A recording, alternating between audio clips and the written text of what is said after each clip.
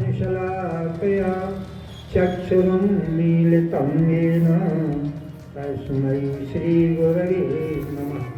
तस्मै श्रीगुरवे नमः। परम पूज्य गुरुदेव ने अपने जीवन को संसार की और इंसान के कल्याण के लिए अपने जीवन को तपाया।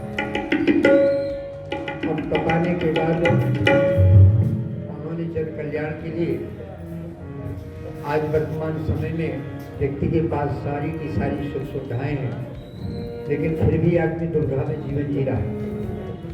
इसलिए परम पूज्य गुरुदेव को प्रज्ञा पुराण की कथा लिखने की उनके मन में आया और उन्होंने कहा कि कथाएं तो संसार में बहुत भरी पड़ी, लेकिन प्रज्ञा पुराण कथा क्यों लिखनी पड़ी, इसकी पूरी चर्चा करें। पहले भावनी वंदना करेंगे, प्रार्थना करेंगे गुरुदेव से, इसके बाद कथा का शुभारंभ करेंगे।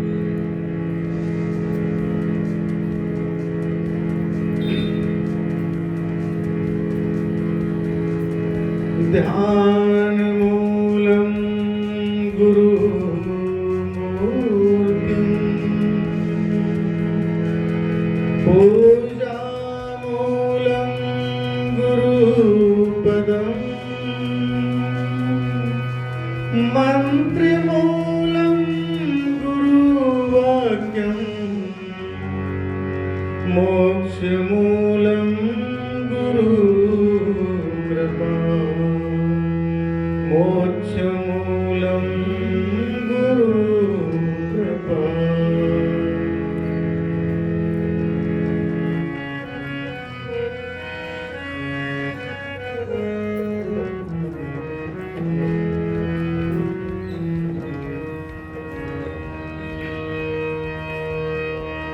वह सच्चाई आँखों ने देखी, वह सच्चाई आँखों ने देखी, कानों सुनी सुनाई, गुरुदेव हमारे शिव शंकर गुरुदेव हमारे शिव शंकर।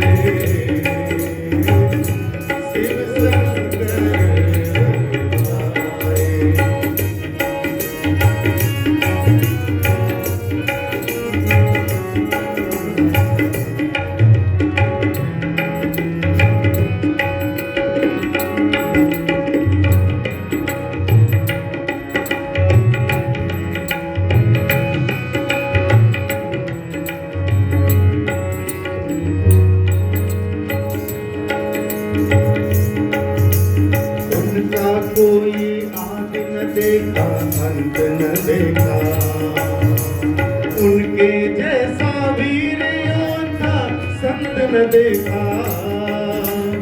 उनका कोई आदि न देखा अंत न देखा, उनके जैसा वीर योद्धा संत न देखा। उनकी जैसी रिद्धि सिद्धियां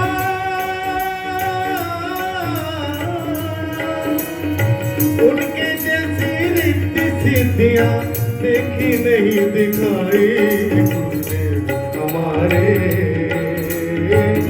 शिव शंकर वरदाई।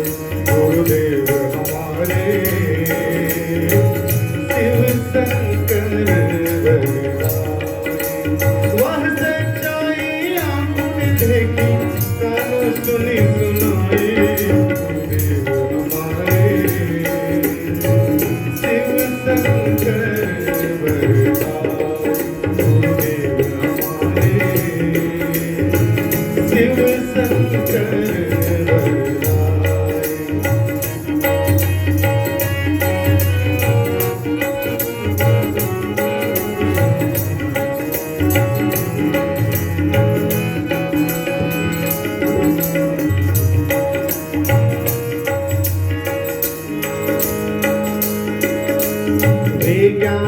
थे, सरल हृदय थे, अभिमानी थे। आत्म तत्ववेता भी थे, वे विज्ञानी थे। वे ज्ञानी थे, सरल हृदय थे, अभिमानी थे।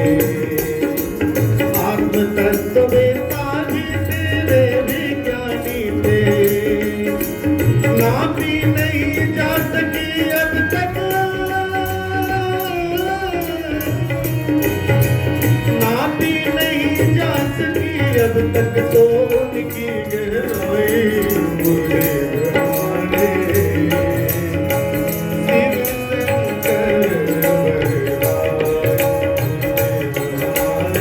शंकर शिव शंकर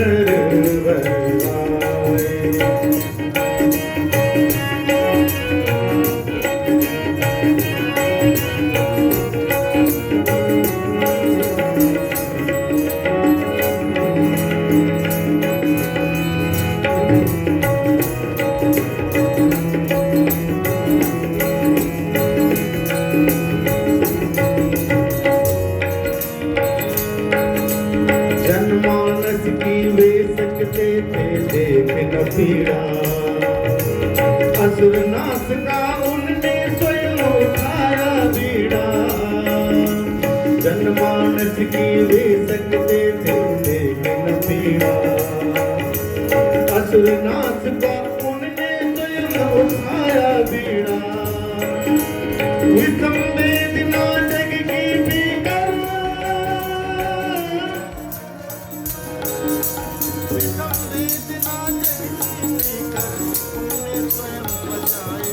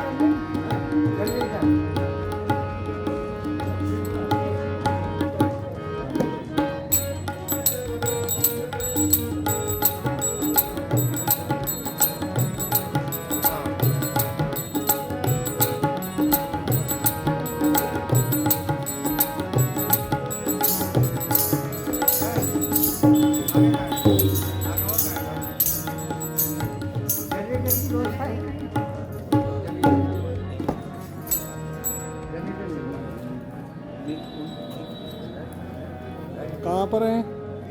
धीमहि धियो यो नः प्रचोदयात्। ओम गुरुर्ब्रह्मा गुरुर्विष्णु गुरुरेव महेश्वरः गुरुरेव परब्रह्म तस्मै श्री गुरवे नमः। अखण्डमण्डलाकारं व्याप्तं येन चराचरं तत्पदं दर्शितं येन तस्मै श्री गुरवे नमः। अज्ञानतिमिरान्धस्य ज्ञानाञ्जनशलाकया चक्षुरुन्मीलितं येन तस्मै श्री गुरवे नमः। तुमादिदेवा पुरुषा पुराणा तुमस्य विश्वस्य परं निधानम्। वेदासि वेद्यं परं च धाम त्वया ततं विश्वमनन्तरूपं। नमस्ते शते ते जगत्कारणाय नमस्ते चिते सर्वलोकाश्रयाय। नमो दैत्यतत्त्वाय मुक्तिप्रदाय नमो ब्राह्मणेन्द्राय व्यापिने शाश्वताय ॐ सरस्वत्यै नमो नित्यं भद्रकाल्यै नमो नमः वेद वेदांत वेदांगो विद्यास्थानेभ्यैव च अभीप्सितार्थ सिद्ध्यर्थं पूजितो यासुरासुरै सर्वविघ्नहरस्तस्मै गणाधिपतये नमः सर्वमङ्गलमाङ्गल्ये शिवे सर्वार्थसाधिके शरण्ये त्र्यम्बके गौरी नारायणी नमोस्तुते व्यासाय विष्णुरूपाय व्यासरूपाय विष्णवे नमो वै ब्रह्मनिधये वासिष्ठाय नमो नमः प्रज्ञापुराणं परमं पवित्रं व्यासमुनिर्यत् सहजं विरिष्टं ज्ञानस्य वर्धं प्रतिपङ्क्तिवर्धं प्रज्ञापुराणं बलमस्तु तेज प्रज्ञापुराणं बलमस्तु तेज ॐ नमोऽस्त्वनन्ताय सहस्रमूर्तये सहस्रपादाक्षशिरोरुबाय सहस्रनाम्ने पुरुषाय शाश्वते सहस्रकोटि युगधारिणे नमः सहस्रकोटि युगधारिणे नमः। बोले पावन प्रज्ञा पुराण की जय। आज सतमा गायत्री परम पूज्य गुरुदेव वंद्या माता जी की सूक्ष्म उपस्थिति में बैठी हुई सभी हमारी देवी स्वरूपा माताएं ने देवतुल्य सम्मानी आत्मी भाइयों, चूँकि हमारी भारतीय संस्कृति में जिस प्रकार की मानव के भौतिक विकास के लिए विज्ञान पर वैज्ञानिक शोध करने के बाद जीवन की उपयोगी वस्तुओं का निर्माण करते हैं, व्यवस्थाएं जुटाते हैं, सुख साधन जुटाते हैं, टीवी है, कूलर है, पंखा है, गाड़ी है, घोड़ा है, नाना प्रकार की व्यवस्थाएं बनाते हैं। इसी प्रकार मानव जीवन को ऊंचा उठाने के लिए, उसके जीवन को अध्यात्म से जोड़ने के लिए, धार्मिक प्रवृत्ति को जागृत करने के लिए हमारे ऋषि भी वैज्ञानिकों के तरीके से सूत्र खोजा करते हैं, जिसे फार्मूला, अंग्रेजी में फार्मूला कहते हैं, हिंदी में सूत्र कहते हैं। सूत्रों कौन कौन मंत्र की संज्ञा दी। मंत्र अर्थात मंत्रणा, मंत्रणा का मतलब होता परामर्श, विचार, मंत्रणा देने, कहते भाई इनको मंत्रणा दे दी जाए, विचार दे दी जाए, उसी मंत्री मंत्रणा के लिए मंत्री बनाएगा। तो हमारे ऋषियों ने मानव जीवन को ऊंचा उठाने के लिए कथा, व्रत, उपवास, इनकी परंपरा बनाई। कथाओं में हमारे ऋषियों ने हमारे 7 दिन होते हैं, 7 दिन की कथाएं बनाई। सोमवार को शंकर जी की कथा हो गई, मंगलवार को हनुमान जी की कथा हो गई, बुधवार को बुद्ध देवता की हो गई, गुरुवार को बृहस्पति की कथा हो गई, शुक्रवार को संतोषी माता की कथा हो गई और शनिवार को शनि देवता की कथा हो गई, रविवार को रवि देवता की कथा। 7 दिन की कथा, ताकि व्यक्ति व्यक्तिगत जीवन की व्यथाओं से दूर होकर के कथाओं से जुड़ के अपने जीवन को ऊंचा उठाए, परिवार को ऊंचा उठाए, अपने समाज को ऊंचा उठाए, हमारा राष्ट्र उन्नत करे।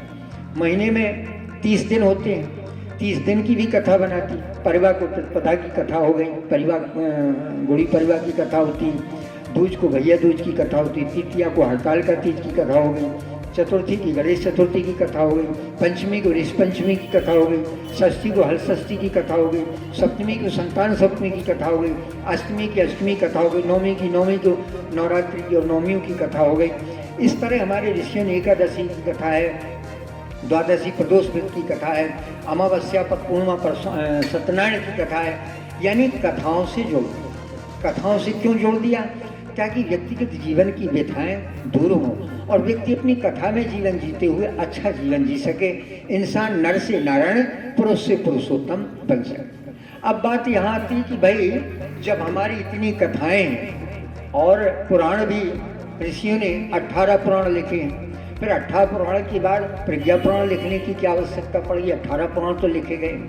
सत्यनारायण कथा है, प्रज्ञा पुराण में भागवत कथा पुराण है, देवी पुराण है, नारद पुराण है, अग्नि पुराण है और आपके सारे के सारे इस तरह के 18 पुराण हैं। अब 18 पुराण के बाद एक 19वां पुराण की आवश्यकता जो पड़ी, गीता भी लिखा है, रामायण भी लिखी है, सबका अपना अपना महत्व होता है। जब किसी प्रकार की समस्याएं होती हैं, उन समस्याओं के निदान के लिए कोई दैवी चेतना अवतार लेती है और अवतार के कारण उनकी अवतारों की कथा बन जाती है।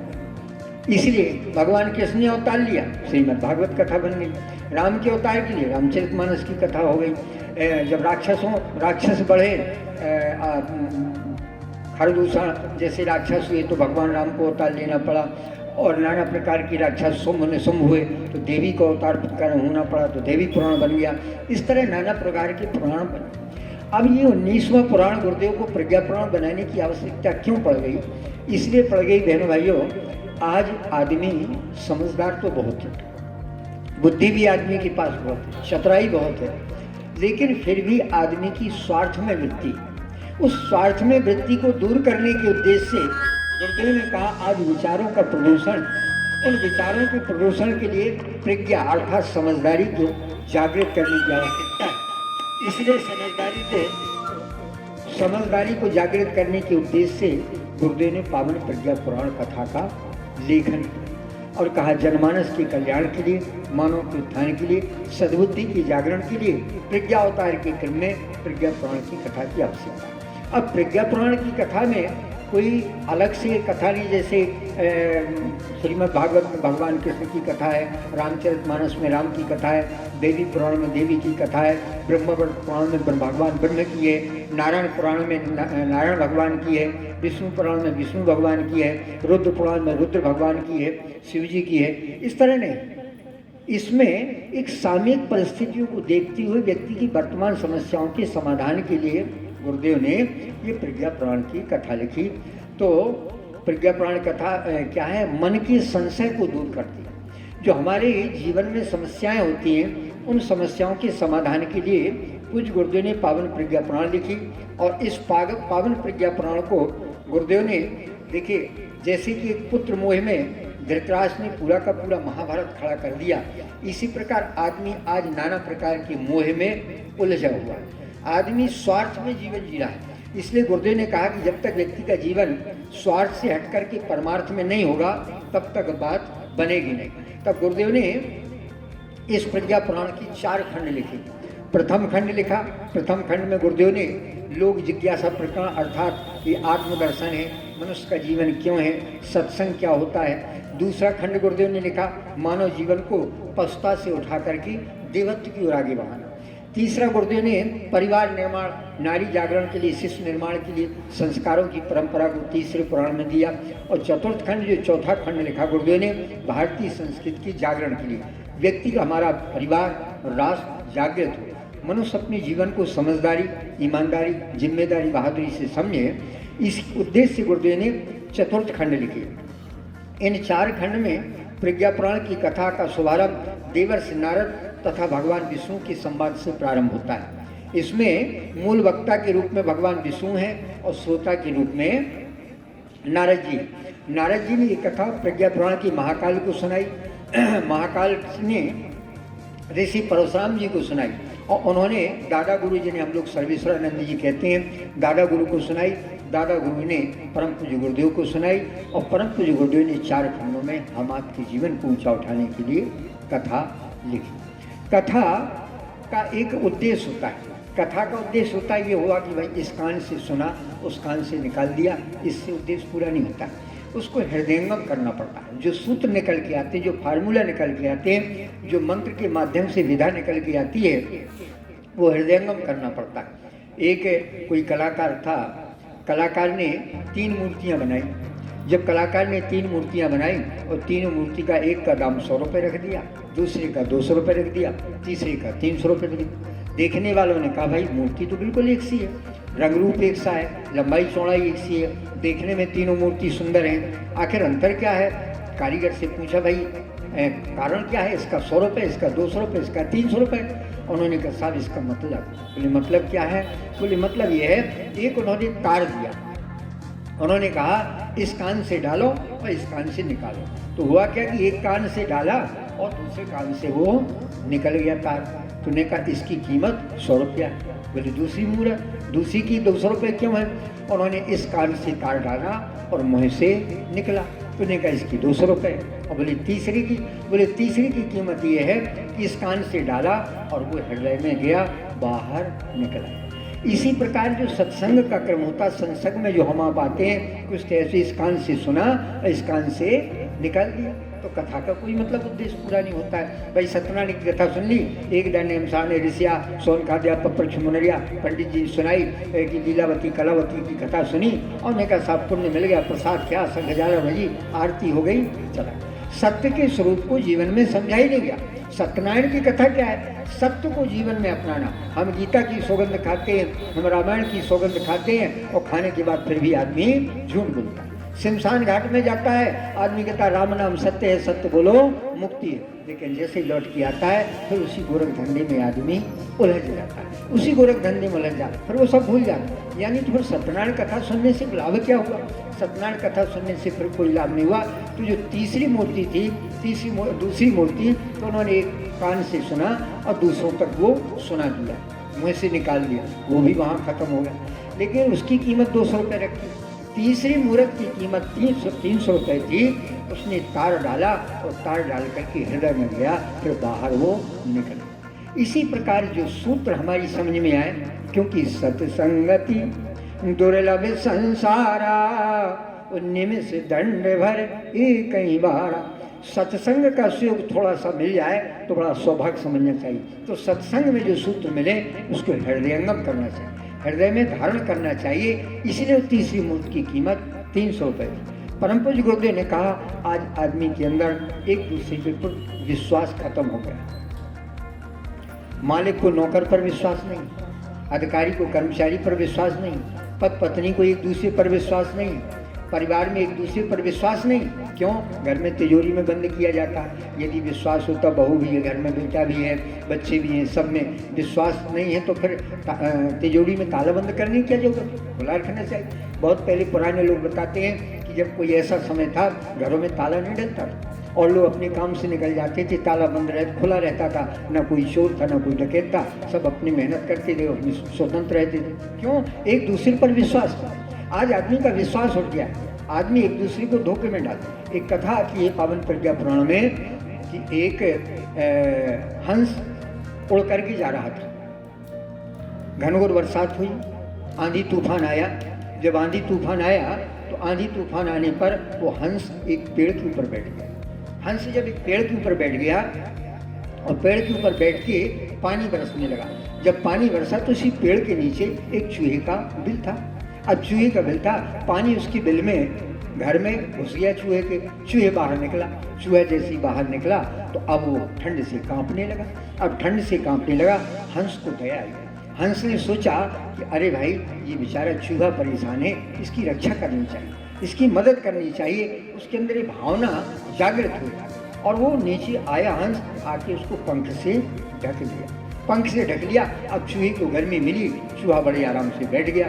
थोड़ी देर में रात हुई, रात होने के बाद चूहे ने क्या किया, क्या उसे भोजन चाहिए था, भोजन चाहिए था तो उसने क्या काम किया, धीरे धीरे हंस भी सो गया और चूहा जागता रहा। उसने धीरे धीरे उसका पंख काटना शुरू कर दिया और जैसे ही पंख काटा, वो पंख काटने के बाद अब सुबह हुआ, सूर्य भगवान निकले तो हंस ने सोचा अब हम उड़े, और जैसे ही उड़ने को हुआ तो सर एक पंख कटा हुआ और चूहा जैसे ही निकला वो तो भाग के किनारे पर चला गया, लेकिन हंस उड़ नहीं पाया। आज आदमी की यही गलती है। आज आदमी यदि दूसरे की सहायता करता है तो आदमी दूसरे को काटने को लगा हुआ। आदमी के पास सब कुछ, कोई कमी नहीं, तन से सुखी है, धन से भी सुखी है और सब प्रकार से सुखी है, लेकिन वृत्ति आदमी की खराब। इसलिए उस दुष्प्रवृत्ति के दुष्चिंतन को दूर करने के लिए परम पूज्य गुरुदेव ने पावन प्रज्ञा पुराण सुनाई। और पावन प्रज्ञा पुराण के क्रम में नारद जी लिखते हैं, पूज्य गुरुदेव, लोक कल्याण कृत धर्म प्रचार धारण संप्रसारिका व्रति आया वरो मान्यो देवर ऋषि सत्तमा अव्याहत गतिं प्राप्त गंतुम विष्णु पदम सदा नारदो ज्ञान चर्चार्थम स्थित्वा वैकुंठ सन्निधौ। भगवान विष्णु से नारद जी कहते हैं, प्रभु हमने हमेशा अपने जीवन को परहित के लिए किया, कहते हैं भैया नारद मत बनो। नारद का मतलब ये नहीं था, नारद जी हमेशा लोक कल्याण के लिए, जनहित के लिए निकलते थे। इसलिए जो अपने जीवन को पुण्य परमार्थ में लगाता है, कहते हैं पारे हिते सारे सो धर्म नहीं भाई और पर पीड़ा सम नहीं अदमाई। नारद जी रावण के भी थे और राम के भी थे। नारद जी कृष्ण के भी थे और कंस के भी थे। देखिए आपने श्रीमद् भागवत प्रज्ञा पुराण में सुना होगा, नारद जी जब आकाशवाणी होती अपनी बहन देवकी को विदा कर रहे थे कंस, और कंस जैसी विदा करके जा रहे हैं, आकाश मार्ग से आकाशवाणी होती है कि कंस तू जिस बहन को विदा करने जा रहा है सम्मान पूर्वक, उसी बहन के गर्भ के 8वें गर्भ के द्वारा तेरा विनाश होगा। अब रावण को क्रोध आया तो रावण ने कहा इनको जेल में डाल देना चाहिए। जेल में डालने के लिए जैसे ही तैयार होता जा रहा है, रास्ते में नारद जी बोले नारद जी क्या कर। नारद जी ने कहा कंस तुम क्या करने जा रहे हो, अपनी बहन गरुड़ को जेल में डालने जा रहे हो। बोले आकाशवाणी हुई है इनके 8वें पुत्र के द्वारा मेरा वध हो जाएगा, तो मैं इनको जेल में डाल दूंगा, जो भी इससे संतान उत्पन्न होगी वो मार दिया।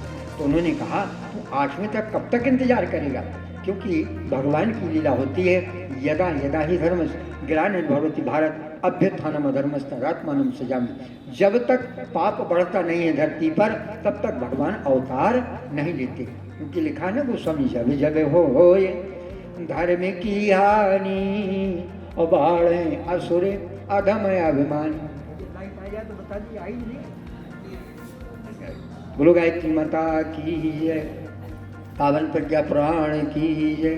जब जब होए धर्म की हानि बाढ़े असुरे अधम अभिमानी, तब तब प्रभु धरे विविध शरीरा हरे कृपा निधि सज्जन पीरा। नारद जी भगवान विष्णु की प्रेरणा से नारद जी ने सोचा यदि कंस का पाप नहीं बढ़ेगा तो भगवान जल्दी अवतार नहीं लेंगे, 8वें का इंतजार होगा तो बहुत समय लग जाएगा। तो नारद जी ने कंस को कहा, बुलाया, बोले सुनो यहाँ आओ। एक कमल का फूल लिया और कमल का फूल लेकर के कंस से कहा कमल तुम ये 8 दल हैं इसमें? बोले हाँ 8 है। बोले गिनो 1 2 3 4 5 6 7 8। दूसरे से गिना है तो ये 8 हो गया, फिर गिना है तो ये 8 हो गया। बोले देखो कोई भी 8 हो सकता है। बोले नारद जी हम आपकी बात नहीं समझे। बोले कोई भी पुत्र जन्म लेके तुम्हें मार सकता है। अरे उन्होंने कहा ये बात तो बढ़िया रही। बोले अब मैं जेल में डाल के जो भी संतान उत्पन्न होगी उसको मार। फिर वही किया, जैसी संतान उत्पन्न होती थी और वो मार देता। उसका जब पाप बढ़ा भगवान ने अवतार लिया।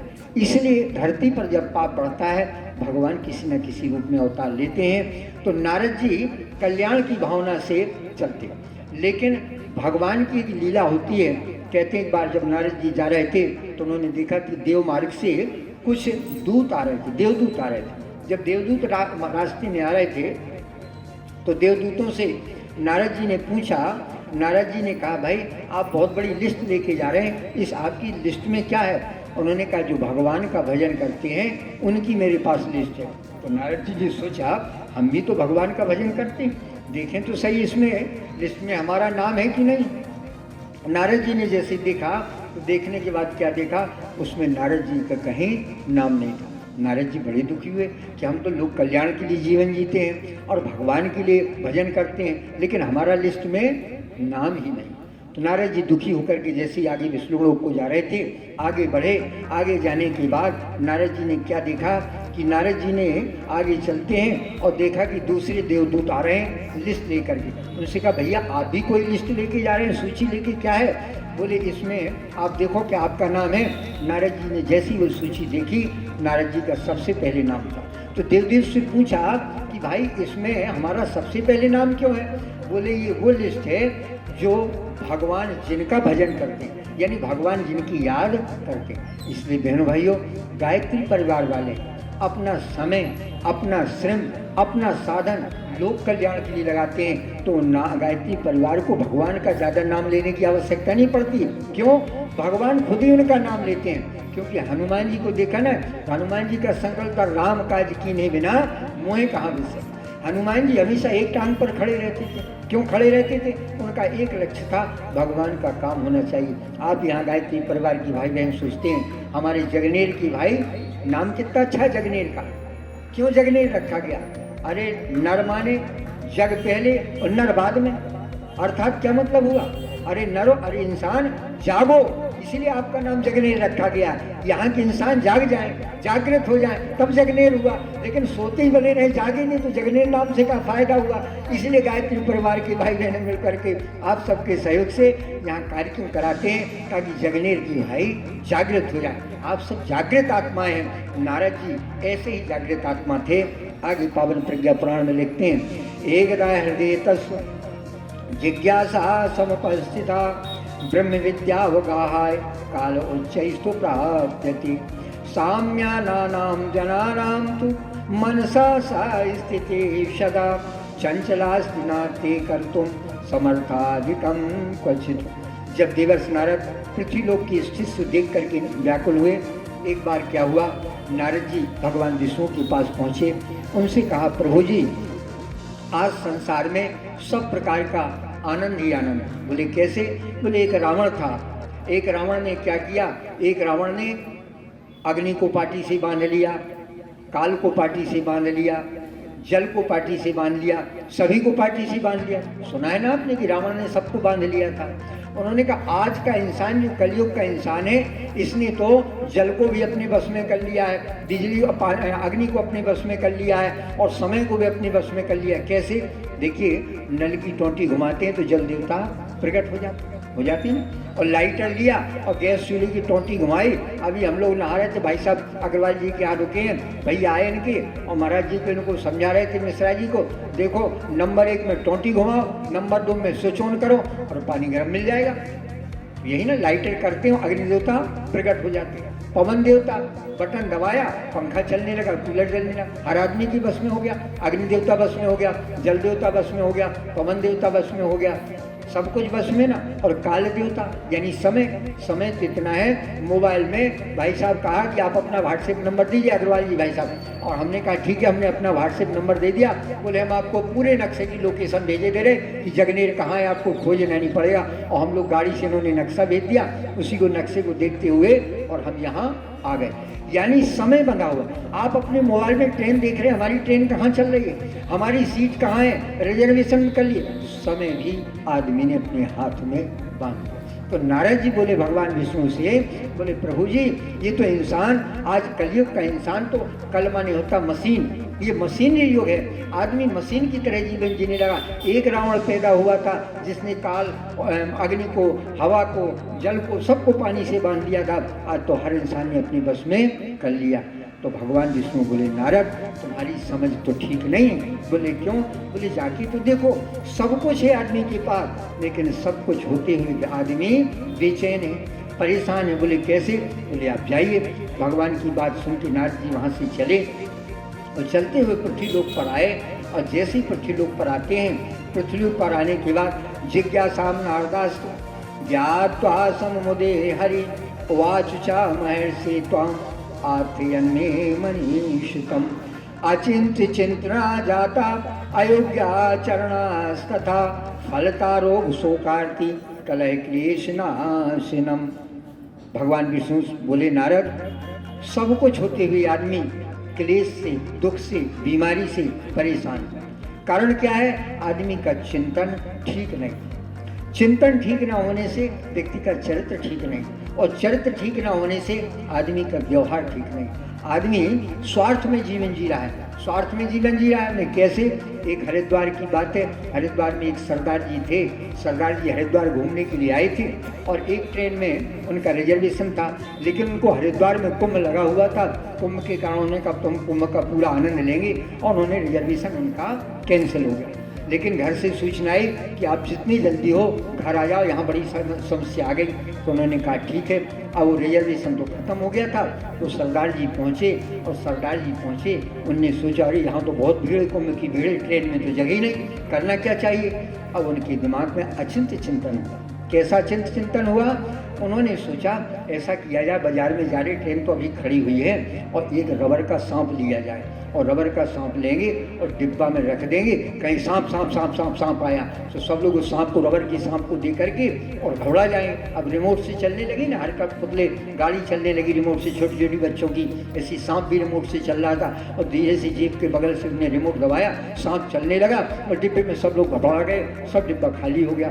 अब डिब्बा खाली होगा, उन्होंने सोचा जे बढ़िया रहा, अब सरदार जी आराम से ऊपर सो गए, बिना रिजर्वेशन के, रिजर्वेशन मिल गया और चैन से सो गए।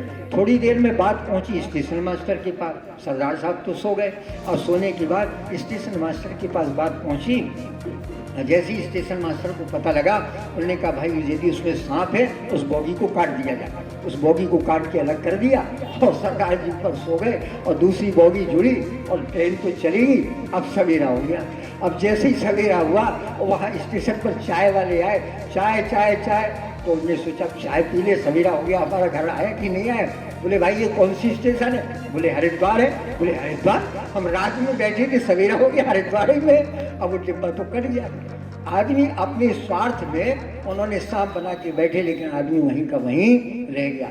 आज आदमी अपना काम बनता तो भाड़ में जाए जनता, इस प्रकार का स्वार्थ आदमी के अंदर है। तो नारद जी जब आए, नारद जी ने क्या देखा कि एक जगह मंदिर पर भगवान राम, बढ़िया सुंदर रामायण की कथा हो रही थी।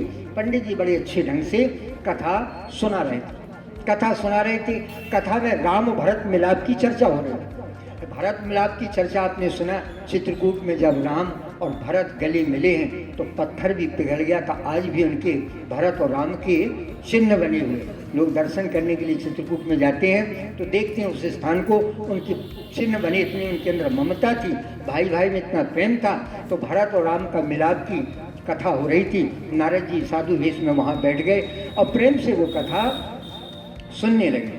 जब प्रेम से कथा सुनने लगे, थोड़ी देर में क्या हुआ, थोड़ी देर में देखते हैं कि उन्होंने कथा समाप्त कर दी पंडित जी ने। तो नारद जी जो साधु वेश में बैठे थे, उन्होंने पूछा पंडित जी आपने कथा क्यों बंद कर दी, बात क्या है, इतनी जल्दी कथा?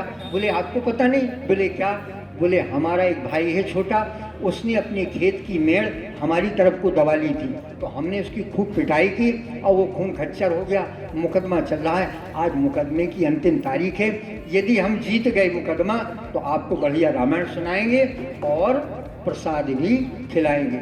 नारद जी ने माथा ठोका कि भगवान ने सही कहा था कि आज आदमी के पास सब कुछ तो है, लेकिन आदमी अपने स्वार्थ में अंधा है। और राम भरत का तो मिलाप की चर्चा कर रहे हैं, रामायण का तो पाठ कर रहे हैं, लेकिन भाई भाई के प्रति प्रेम नहीं है। बहनों भाइयों, ऐसी रामायण पढ़ने से फायदा क्या है, जिससे भाई भाई के अंदर प्रेम ना हो, सास बहू के अंदर प्रेम ना हो, और पिता पुत्र के अंदर प्रेम ना हो, परिवार परिवार के अंदर प्रेम ना हो। ऐसी रामायण पढ़ने से कोई फायदा नहीं। नारद जी ने माथा ठोका और माथा ठोक करके नारद जी आगे बढ़े। आगे जैसे नारद जी जाते हैं, आगे क्या देखते हैं नारद जी? आगे ये देखते हैं कि थोड़ी देर में एक सैया जा रही थी। क्या जा रही थी? एक सैया जा रही थी, लाल कपड़े से लपटे हुए सैया जा रही है और 3 लोगों को हथकड़ी पड़ी है और एक पत्नी वहाँ स्त्री पुरुष रोते हुए जा रहे हैं। नारद जी ने देखा ये क्या मामला, 3 लोगों को हथकड़ी पड़ी है और 2 लोग रोते हुए जा रहे हैं। बड़ा अचंभा हुआ। उन्होंने अगल बगल में पूछा, बोले भाई ये बात क्या है, ऐसी सैया तो हमने कभी नहीं जाते देखी। कोई सैया जा रही है और 2 लोग रो रहे हैं खाली और 3 लोगों को हथकड़ी पड़ी है। तो पड़ोसी बोला आपको पता नहीं? नारद जी ने कहा हमें पता नहीं। नारद जी साधु वेश में थे, उन्होंने कहा हमें पता नहीं। बोले देखो जो रो रहे हैं ना, एक बहू थी, इसने आग लगा के मर गई, ये आग लगा के मर गई, इसके माता पिता हैं, ये रो रहे हैं। इन्होंने मुकदमा कर दिया तो एक उसका पति है, एक उसकी सास है, एक उसका ससुर है, इनको हथकड़ी पड़ गई। नारद जी ने माथा ठोका, हम तो सोच रहे थे यहाँ स्वर्ग आ गया है धरती पर, आदमी के पास गाड़ी घोड़ा हो गई, आदमी के पास एसी हो गई, आदमी के पास टीवी हो गया है, आदमी का फ्रिज हो गया है। अरे बहनों भाइयों, टीवी सेट हो गया है, सोफा सेट हो गया है, मोबाइल सेट हो गया है, लेकिन आदमी का दिमाग आज ऑफसेट हो गया। इस ऑफसेट दिमाग को ठीक करने के लिए गुरुदेव ने विचार क्रांति अभियान चलाया, गायत्री परिवार बनाया और पावन प्रज्ञा पुराण की कथा गुरुदेव ने लिखी और लिखा है। निर्मल मन जन सो मोहि पावा और मोह कपट छल छेद्र न भावा। भगवान को निर्मल मन पसंद होता है। बहनों भाइयों, हम कितनी भी पूजा पाठ करें, कुछ भी करें, यदि हमारा मन निर्मल नहीं बनता है, हमारे भाव ठीक नहीं बनते हैं, तो सब कुछ बेकार। इसीलिए परम पूज्य गुरुदेव ने ये गायत्री परिवार के माध्यम से जन जन तक 2 बातें पहुंचाई। क्या? यज्ञ सत्कर्म के रूप में यज्ञ दिया और सद्बुद्धि के रूप में गायत्री दी। सद्बुद्धि के रूप में गायत्री दी और यज्ञ सत्कर्म के रूप में यज्ञ दिया। यज्ञ के माध्यम से लोगों को सत्कर्म करने की प्रेरणा मिले। लेकिन सत्कर्म करने की प्रेरणा कब मिलेगी? जब व्यक्ति के पास सद्बुद्धि होगी। बुद्धि तो सबके पास है, समझदार, हित अनहित पशु पक्षी जाना। अभी यहाँ कुत्ता होगा, बंदर है, आ रहे और डंडा उठाएंगे भाग जाएगा। यदि उसके पास बुद्धि ना होती तो डंडा देख के भागता नहीं, वो बैठा रहता। लेकिन उसके पास भी समझदारी है। और कुत्ता है, वो भी सूंघ के खाता है। कुत्ता कहीं बैठता है तो झाड़ के बैठता है। फिर इंसान और जानवर में अंतर क्या है? केवल इतना ही अंतर है कि आदमी के पास भगवान ने कुछ विवेक सिद्ध कर दिए, कुछ समझदारी दी। लेकिन उनकी समझदारी जागृत हो तब ना, इसलिए सद्बुद्धि के जागरण के लिए गायत्री और सत्कर्म के लिए गुरुदेव ने यज्ञ दिया है, ताकि घर घर गायत्री यज्ञ की परंपरा पहुँचे और जन जन तक जागृति पैदा हो। इस उद्देश्य से गायत्री दी। गायत्री क्या है बहनों भाइयों? गायत्री त्रिपदा गायत्री कही गई, 3 पदों वाली गायत्री। अर्थात त्रिपद 3 ब्रह्मा विष्णु महेश उमा रमा ब्रह्माणी है, सतोगुण रजोगुण तमोगुण है। ये 3 हर चीज 3 त्रिगुणमय बनी है। ये प्रकृति भी त्रिगुणमय बनी है।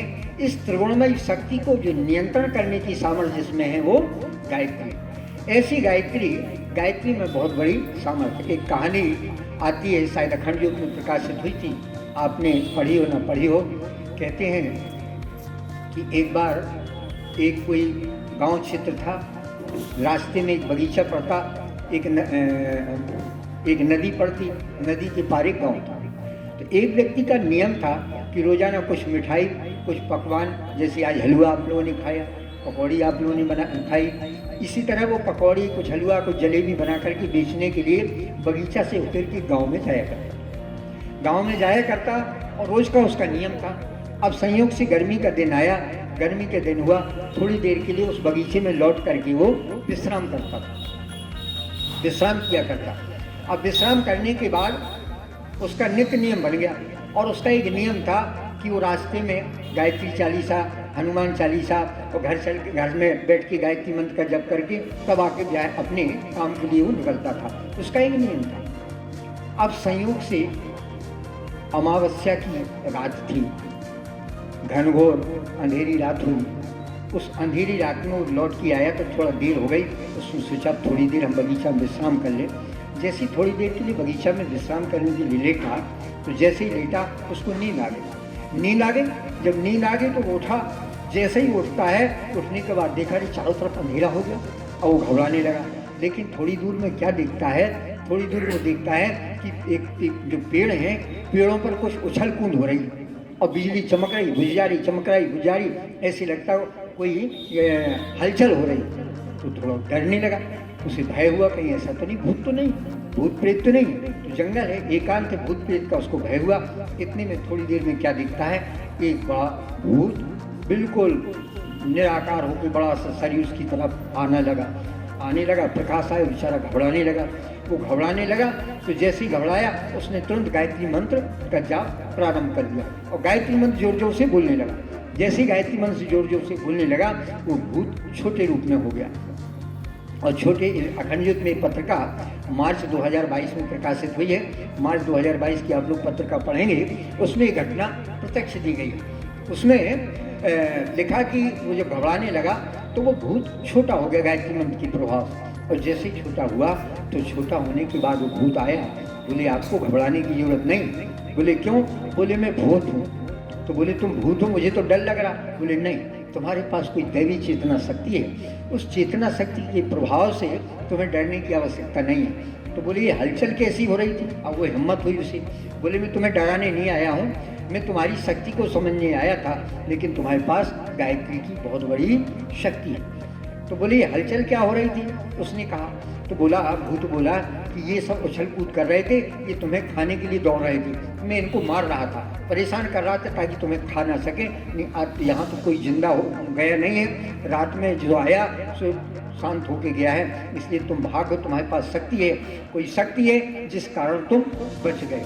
तो बोले अच्छा। तो बोले भाई मुझे तो भूख लगी, तुम कुछ खिलाओ। भूत बोला। उन्होंने कहा एक लड्डू दे दिया। थोड़े से लड्डू बचे थे, लड्डू दे दिए। भूत ने लड्डू खाए। बोले भाई बड़ा अच्छा लगा, मेरे तो पेट में संतोष हुआ। तो उसने डलिया खिसका दी, जो भी थोड़ा बहुत बचा था वापसी में, मिठाई जलेबी थी, लड्डू थी, कुछ नमकीन थी, वो खिला दिया। उसने खाया, शांत हुआ। बोले भाई मेरी तो आत्मा तृप्त हो गई। तो बोले ये बताओ तुम इस अच्छे आदमी लगते हो, भले ही तुम भूत में हो, लेकिन तुम भूत कैसे बने? उसने अपनी कहानी बताई। ये राजस्थान की घटना है, राजस्थान में एक गांव है, उस गांव के नज़दीक का उसने नाम लिया। बोले मैं उस गांव का हूँ, मेरी गरीबी हालत थी, और गरीबी हालत होने के बाद मैंने क्या किया, परिवार के भरण पोषण के लिए मैंने 4-5 पेड़ लगे थे पीपल के, मैंने उन पेड़ों को काट करके और लकड़ी बना करके बेच दिया। उससे मैंने अपने परिवार का भरण पोषण किया। उस पेड़ के काटने से मुझे श्राप लगा। देखिए पेड़ को काटना नहीं चाहिए। आपने शायद रामचरितमानस में जो रामायण का सीरियल आता, उसमें जगतजननी जानकी जब आप लव और कुश को जंगल में लकड़ी बीनने के लिए ले जाती हैं, तो उसमें लव लकड़ी से कुल्हाड़ी से हरा पेड़ काटने लगे। हरा पेड़ जैसे ही काटा तो माता जानकी ने रोका। बोले बेटा हरे पेड़ में प्राण होते हैं, उसको काटना नहीं चाहिए। और उनको रोका तो बालकों ने मालक मान गए और सूखी लकड़ी बटोर करके अपने आश्रम में लेके गए। तो उसने कहा मैंने हरा पेड़ काटा, उन हरा पेड़ों की मुझे श्राप लगी, उस श्राप के कारण मेरी पत्नी खत्म हो गई, मेरा बालक खत्म हो गया, और मैंने स्वयं आत्महत्या कर ली। आत्महत्या करने के बाद में इस भूत योनि को प्राप्त हुआ। लेकिन यदि तुम मेरे नाम का, तुम बहुत अच्छे हो, तो मेरे नाम का एक गायत्री यज्ञ करा दोगे, तो उस गायत्री यज्ञ के प्रभाव से मेरा उद्धार हो जाएगा। तो उसने कहा यदि मैं गायत्री यज्ञ कराने से तुम्हारा उद्धार हो जाएगा तो मैं सुनिश्चित रूप से वो काम करूँगा। तो बोले नहीं, मैं उसका कुछ अनुदान दूंगा। बहनों भाइयों, वो भूत आगे आगे जाता है, और वो सेठ जो बानिया था, जो अपना सामग्री बेचता था बेचारा डलिया में, उसके पीछे पीछे चला और एक टीले के पास ले गया। टीले के पास एक नीम का पेड़ था। नीम के पेड़ के पास उसने भूत ने खोदना शुरू किया, और खोदते खोदते देखा उसमें घड़ा था। बोले घड़ा निकालो। उस सेठ ने जैसी घड़ा निकाला, उसमें सोने चांदी के सिक्के थे। बोले सोने चांदी के सिक्के ले जाओ, ले जा करके इससे व्यवस्था बना करके तुम गायत्री यज्ञ करना, मेरा उद्धार हो जाएगा। उसने कहा बोले जो बचे तुम अपने काम में ले लो। ये सत्य घटना है। वो लेने के बाद गया। ये सवाई माधोपुर की घटना है, राजस्थान की, आपके नज़दीक है, राजस्थान लगा हुआ है। सवाई माधोपुर की घटना है। अखंड ज्योत 22 मार्च की पत्रिका में प्रकाशित हुई ये घटना। तो वहाँ वो गया और मंदिर के पंडित जी से निवेदन किया। मंदिर के पंडित जी को कुछ दक्षिणा दी, दक्षिणा दे करके गायत्री यज्ञ कराया। गायत्री यज्ञ कराने के बाद नवरात्रि में उन्होंने कहा था, नवरात्रि में उसने अनुष्ठान भी किया, गायत्री का अनुष्ठान किया, 9वें दिन गायत्री का यज्ञ किया।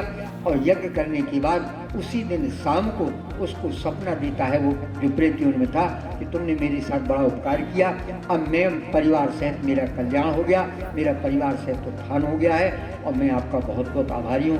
सपना बहनों भाई, गायत्री भूत पिशाच निकट नहीं आवे, कहते हैं जब हनुमान चालीसा पढ़ते हैं भूत पिशाच निकट नहीं आवे, महावीर जब नाम सुनावे। और गायत्री चालीसा में भी लिखा हुआ है कि यम के दूत निकट नहीं आवे, भूत पिशाच जब सबे भय खावे। ये गायत्री का प्रभाव होता है। आज आदमी के विश्वास में देखिए परमात्मा एक है दो नहीं, लेकिन गायत्री, राम का नाम लीजिए भगवान का राम हो गया, कृष्ण का नाम लीजिए कृष्ण का नाम हो गया, राधा का नाम लीजिए राधा का नाम लो। ये गायत्री एक मंत्र है, मंत्र एक परामर्श है, मंत्रणा है। धियो यो न प्रचोदयात्। उस देवी से सत्ता से प्रार्थना करते कि हे माता हम सबको सद्बुद्धि का मार्ग दिखाएं, हम सबको श्रेष्ठ मार्ग दिखाएं, हम सबको अच्छे रास्ते पर चलना सिखाएं। ये प्रार्थना की जाती है। उसमें सबसे पहले तत् शब्द आता है। तत् का मतलब होता उसको आप राम को कहिए, आप कृष्ण को कहिए, आप दुर्गा को मानिए, राधा को मानिए, किसी को मानिए। प्रार्थना सद्बुद्धि की करना। जब तक सद्बुद्धि दिमाग में नहीं आएगी बहनों भाइयों, तब तक विडम्बना ही बनी रहती है। देखिए एक छोटी सी कहानी आपको, ये तुलसीदास जी थे। तुलसीदास जी का जीवन बिल्कुल बिगड़ा हुआ जीवन था। तुलसीदास जी का बिगड़ा हुआ जीवन था। और ऐसे बेचारे अभागे थे कि जैसे ही जन्म लिया उनकी माता शांत हो गई, कुछ दिन बाद उनके पिता शांत हो गए, मौसी ने उनका पालन पोषण किया, मौसी भी शांत हो गई। अंत में जाके एक गुरु नारायणानंद जी थे, नारायणानंद जी को गुरु बनाया। उनने गायत्री मंत्र की दीक्षा दी, राम नाम की दीक्षा दी, और उन्होंने भगवान का नाम लेना शुरू कर दिया। भगवान का नाम लेते लेते एक दिन क्या हुआ कि वो शौच के लिए जाया करते, क्योंकि पहले पुराने ज़माने में व्यवस्थाएं नहीं थी, सुलभ शौचालय नहीं थे, तो शौच के लिए बाहर जाना पड़ता। बाहर जाते एक लोटा बड़ा लेके जाते, जो जल वापस में बचता एक बेर का पेड़ था, उस बेर की पेड़ में डाल दिया करता। उनका भाव था चलो पेड़ में पानी दे दें, पेड़ में पानी दे दें, तो बेर के पेड़ में पानी दे दिया करती। जब नियम उनने बनाने, कोई चीज़ के जब नियम से बनाते, ये नहीं आज गायत्री मंत्र जपा, कल छोड़ दिया, और आज सवेरे जपा, परसों दोपहर में जपा, और फिर रात में जपा, जपा जपा तो नहीं कोई मतलब। फिर कहते हैं साहब हमें लाभ नहीं मिला। जो नियमित बने रहते हैं, नियमितता पर भगवान की शक्ति व्यक्ति के जीवन में आती है और वो कल्याणकारी बनती है। तुलसीदास जी ने वो पानी देना नियमित शुरू किया। एक दिन शाम को वहाँ से आवाज़ आई, बोले तुम्हारी नियमितता से तुमने मुझे नियम पूर्वक पानी दिया, मेरा मोक्ष हो गया। तो उन्होंने इधर उधर देखा, बोले तुम कौन हो? बोले मैं एक प्रेत आत्मा हूँ, मैं प्रेत आत्मा इस पेड़ में वास था, लेकिन तुमने अपने बचा हुआ पानी मुझे दिया है, उस बचे हुए पानी से मेरा उद्धार हो गया। बोले तुम्हें कुछ मांगना हो तो मांगो। तो तुलसीदास जी बोले हमें भगवान राम के दर्शन करना है, तो हमें दर्शन कराओ। बोले हम दर्शन भगवान राम की नहीं करा सकते। बोले नहीं करा सकते तो फिर हमारा उद्धार कैसे होगा? हमें तो भगवान के दर्शन करना है। बोले नहीं, मुझ में सामर्थ्य नहीं। तो बोले हमें कोई वरदान नहीं मांगना, कोई वरदान नहीं मांगना है। बोले ना, बोले कोई वरदान तो ले लो। बोले नहीं। बोले यदि तुम हो तो रास्ता बताओ भगवान कैसे मिलेंगे। उन्होंने कहा हम रास्ता बता सकते। बोले क्या? बोले आप चित्रकूट जाएंगे और चित्रकूट जाके रामघाट के किनारे आप भगवान की कथा सुनेंगे। तो भगवान की कथा सुनेंगे, भगवान की कथा में सत्संग में वो एक हनुमान जी आएंगे, हनुमान जी आपको दर्शन देंगे, आपका उद्धार होगा। बोले मैं क्या पहचानूंगा हनुमान जी किस रूप में आएंगे? बोले आप रामचरितमानस पढ़ेंगे, एक कोढ़ी के रूप में कोई वहाँ आएगा, उसको आप हनुमान जी को समझ के उनके चरणों में आप गिर जाना, वो दर्शन कराएं। देखिए तुलसीदास जी वहाँ पहुँचते हैं, कहाँ? रामघाट में। और रामघाट में पहुँचने के बाद वो वहाँ रामचरितमानस पढ़ते हैं, तो कोढ़ी आते, जैसी देखा तो दौड़ करके तुलसीदास जी उनको कोढ़ी को पकड़ लेते, उनके पैर पकड़े। कोढ़ी बोला जी भाई मुझे मत पकड़ो, मुझे मत पकड़ो, मुझे कुछ हुआ तो मैं रोग हो जाए। बोले नहीं नहीं आप हनुमान जी हैं। जब हनुमान जी का चरण पकड़ लिए तो हनुमान जी बोले बताओ क्या चाहते हो? बोले हमें राम की दर्शन करना है। तो उन्होंने राम दर्शन कराया है। आप सबको पता है चित्रकूट के घाट पर भई संतन की भीड़ और तुलसीदास चंदन के तिलक देत विश्वासम फलीभूत, विश्वास ही फलीभूत होता है, बिना विश्वास की कोई बात नहीं होती। इसीलिए विश्वास के साथ जो गायत्री का जप करता है उसका अवश्य कल्याण होता है। इसी प्रकार आगे पूज्य गुरुदेव लिखते हैं प्रज्ञा पुराण में, प्राय नारा दीक्षाया स्वाकीयाय भवानुमम जिज्ञासा से प्रशास्तास्ति यम समन्वय भूतम तथा आत्मा ते पुलकस्ते स्पष्टम निर्दशम भूतले प्रतिगत्य चा किं कार्ये सिद्धितेन प्रयोजना। भगवान विष्णु अपने मधुर वचन सुना करके देवर्ष नारद से कहने लगे कि हे प्रभु मैं आपकी सहायता कैसे कर सकता हूँ, आप ही बताइए। आप युग के व्यास से प्रज्ञा पुराण की रचना कराने के लिए कह रहे हैं, परंतु इस प्रज्ञा पुराण में से किसकी कथा लिखवाऊं? सभी पुराणों में भगवान के अवतारों की कथाएं आती हैं। जिस रूप में उन्होंने अवतार लिया उसी के नाम पर पुराण का नाम रखा गया।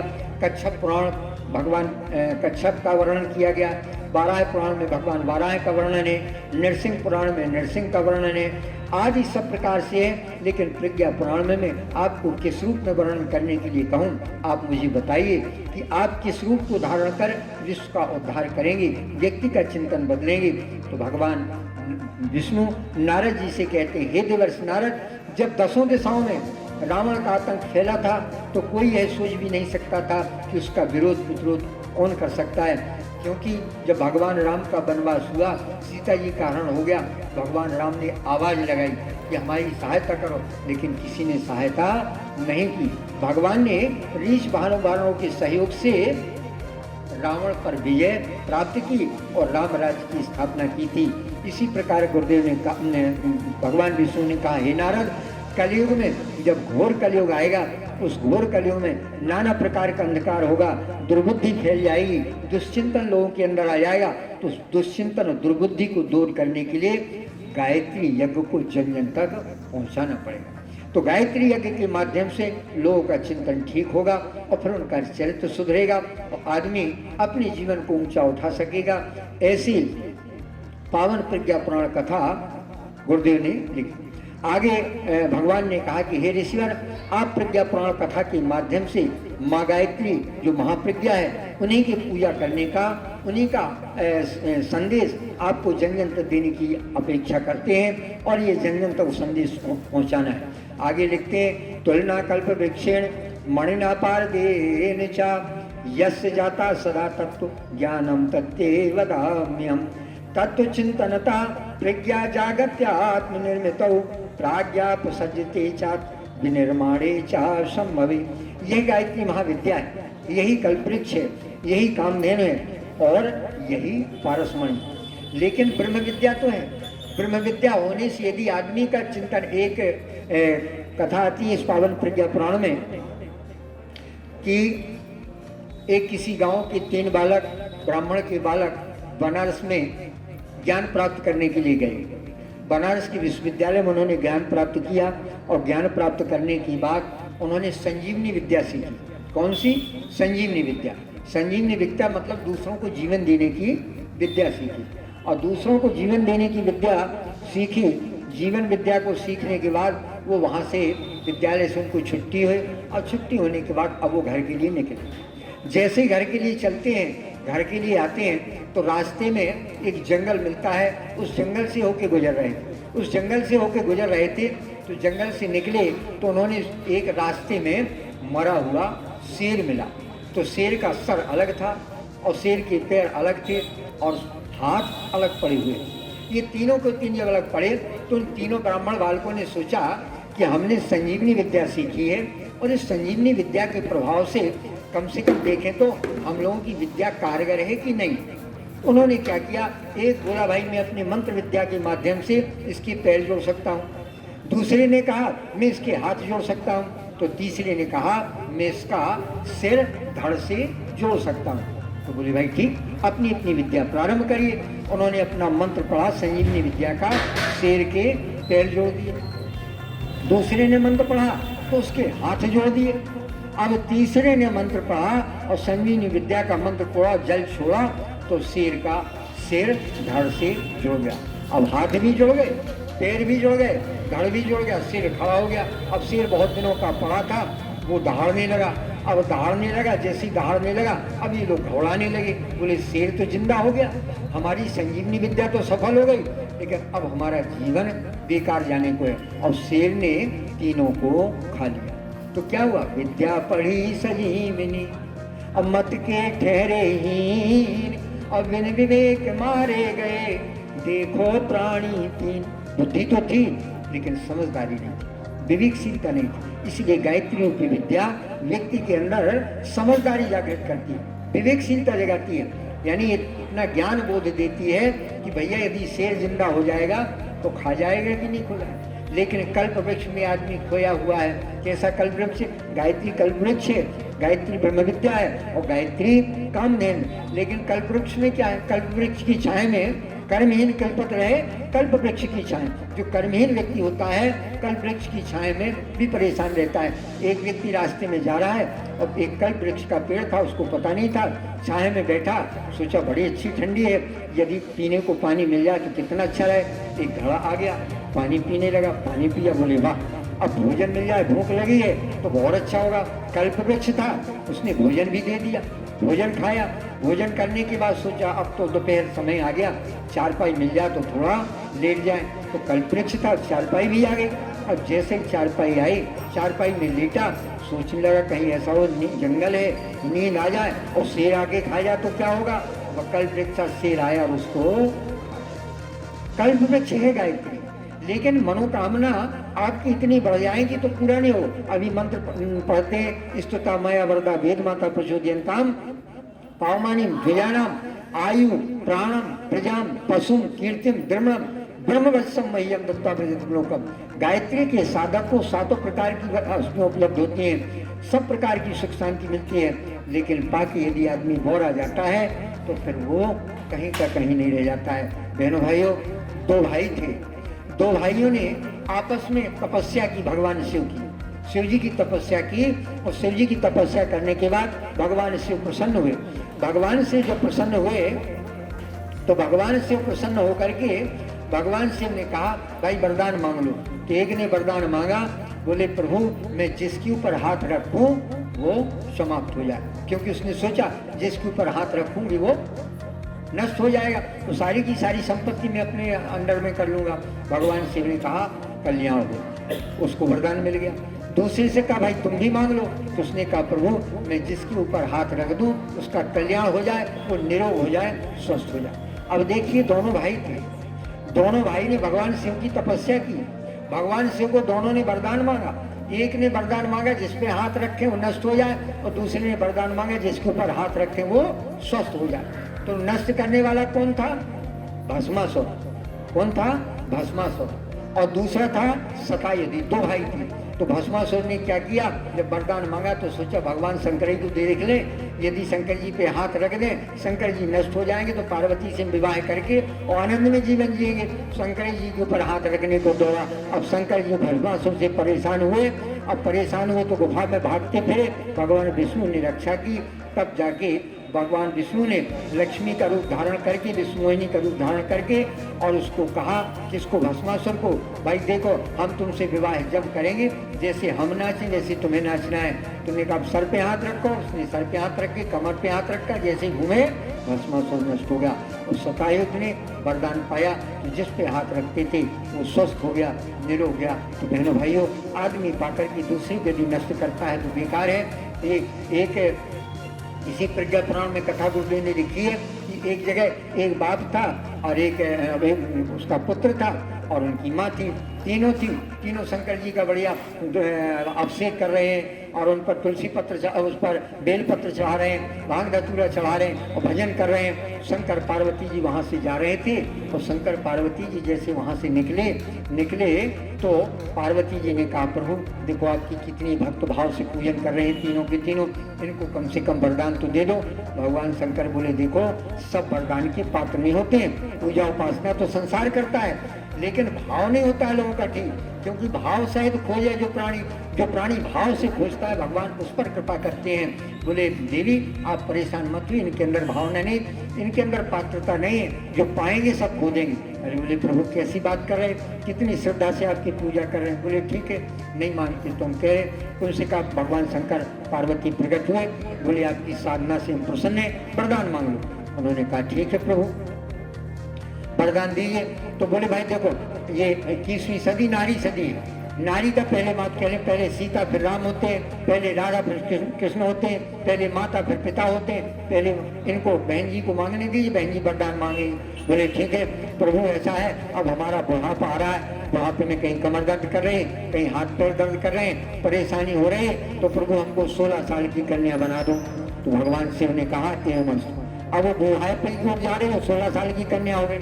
अब वो आदमी नाराज हुआ, लाल पीले आके बोले भाई तुम नाराज मत हो, तुम्हें भी वरदान देंगे, आप भी वरदान मांग लो। तो बोले प्रभु ये देखो इसको शर्म नहीं आती है, मेरा तो बुढ़ापा हो रहा है, अरे नहीं 16 साल की बन गई, शर्म नहीं आ रही इसको। तो उसने कहा प्रभु हमें वरदान दीजिए। बोले हाँ मांगो। बोले ये स्वर बन जाए, स्वरिया बन जाए। अब भगवान शिव ने कहा मस्त, अब वो औरत स्वरिया बन गई, उसका भी वरदान बेकार गया। अब बालक रोने लगा, मेरी माँ तो स्वरिया बन गई, बेचारी परेशान होने लगी। पहले बोले तुम भी रो मत बेटा, तुम भी वरदान मांगो। तो उसने कहा हमारे जैसी माता थी वैसे ही वैसे ही हो जा। पार्वती जी शिव जी ने कहा देखो आदमी को अवसर मिला लेकिन अवसर पाके आदमी खो देता है।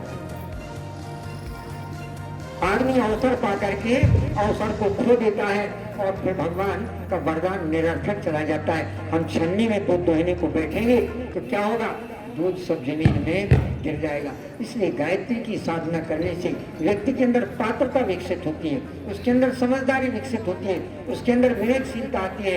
ये सत्संग का प्रभाव होता है। तो आए अब लाइट भी आ गई, एक सत्संग का भजन सुनेंगे। सत्संग है ज्ञान सरोवर। गुरु गायत्री माता की, यज्ञ भगवान की जय।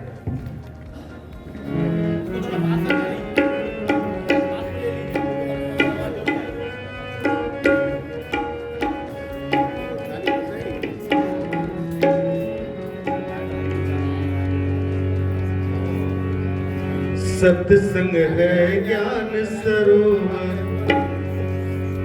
सत्संग है ज्ञान सरोवर, सुख की खान है बंदे, सत्संग से ही मिलते सचमुच भगवान है बंदे, सत्संग से ही मिलते सचमुच भगवान है बंदे। सत्संग है ज्ञान सरोवर, सत्संग है ज्ञान सरोवर, सुख की खान है बंदे, सत्संग से ही मिलते सचमुच भगवान है बंदे, सत्संग से ही मिलते सचमुच भगवान है बंदे।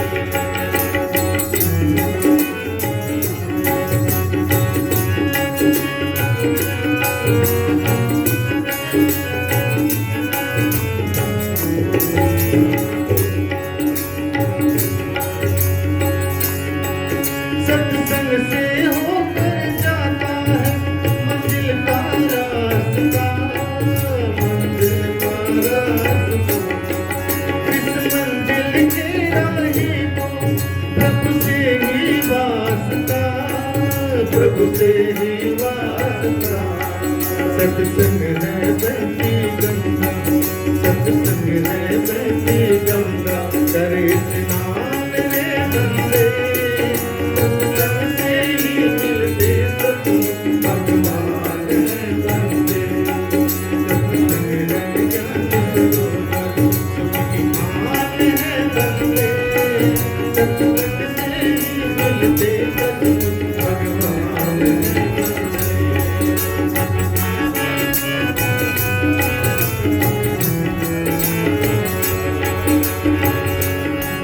सत्संग है सच्चा सौदा, सत्संग व्यापार है, सत्संग व्यापार है। सत्संग है सच्चा सौदा, सत्संग व्यापार है, सत्संग व्यापार है। परमारथ के प्रेमी जन का सत्संग आधार है, सत्संग आधार है। सत्संग ही करता सबका, सत्संग ही करता सबका, रे कल्याण है बंदे, सत्संग से ही मिलते सचमुच भगवान है बंदे, सत्संग से ही मिलते सचमुच भगवान है बंदे।